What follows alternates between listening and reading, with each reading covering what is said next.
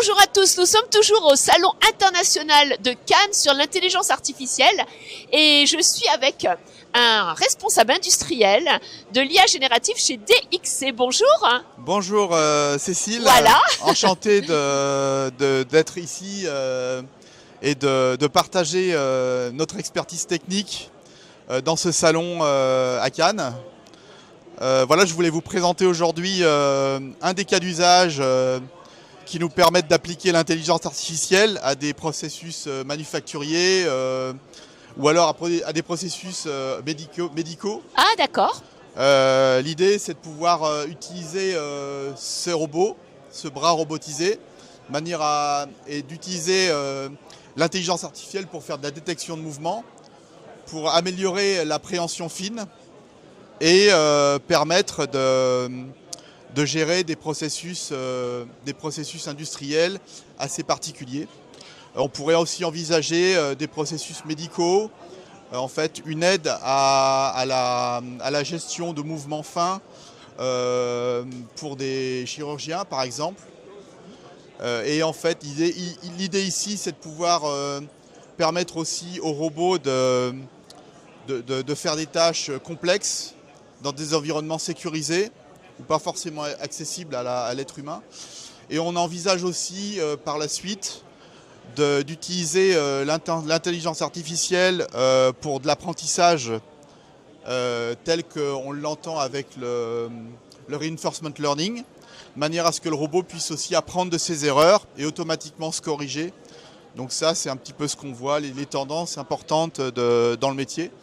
Et bien évidemment, c'est un cas parmi d'autres, donc on pourrait en discuter très longtemps. Merci beaucoup pour cette explication. Juste une petite question. La différence et l'intégration de l'IA générative dans ce processus, parce que on a bien compris que l'IA permettait la reconnaissance, permettait à ce cobot d'aider l'homme dans des tâches compliquées. Tout à fait. Mais l'IA générative, elle augmente l'expérience de quelle façon ? Alors l'IA générative, dans ce cas-là, elle n'est pas utilisée.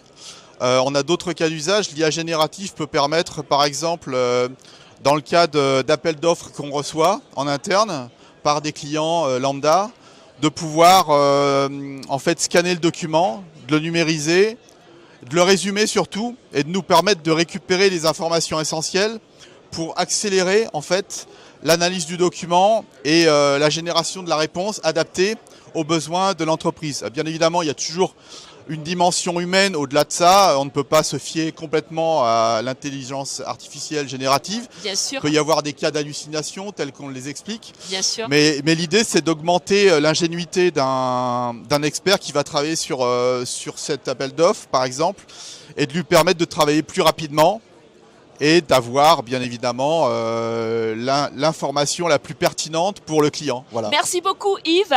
On retiendra deux idées essentielles. La première idée, c'est qu'ici vous avez une explication, une démonstration de ce que peut faire l'IA, et ce n'est pas de l'IA générative. L'IA générative, c'est une autre branche qui permet de créer de nouvelles choses comme de la synthèse, qui permet bien sûr d'avoir une discussion.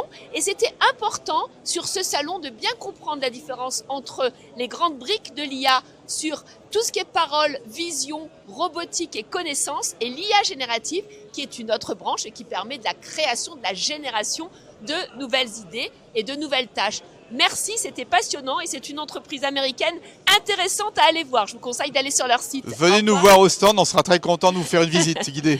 Merci. Bonne journée, merci à vous.